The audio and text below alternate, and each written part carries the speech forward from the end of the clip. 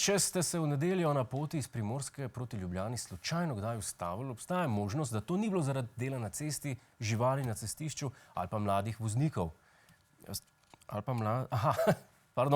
Če ste se ustavljali, to ni bilo samo zaradi dela živali ali mladih voznikov, ampak tudi zaradi tega podviga.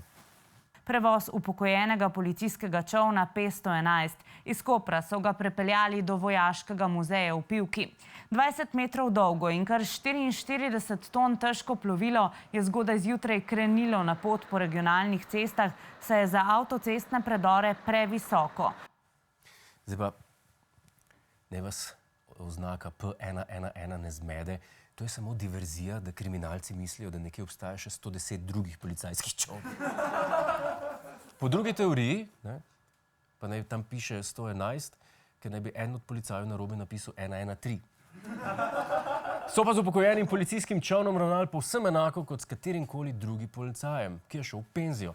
Z njim so naredili še zadnji krog, pri tem pa so ga tako napili, da so ga komaj pripeljali domov. So pa pri transportu čolna naleteli na manjšo oviro.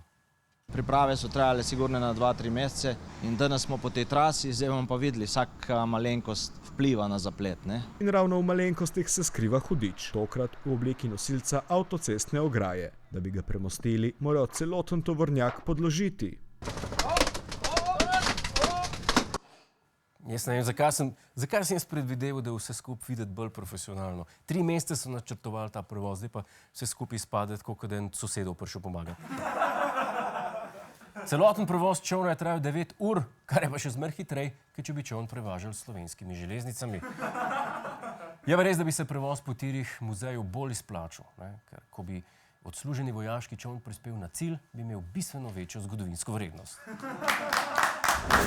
Hej, to je naš YouTube kanal, klikni na ta gumb in se naroči, da boš na tekočem. Polajkaj pa nas tudi na Facebooku in na Twitterju, pa na ulici, pa na kakšnem javnem WC-ju.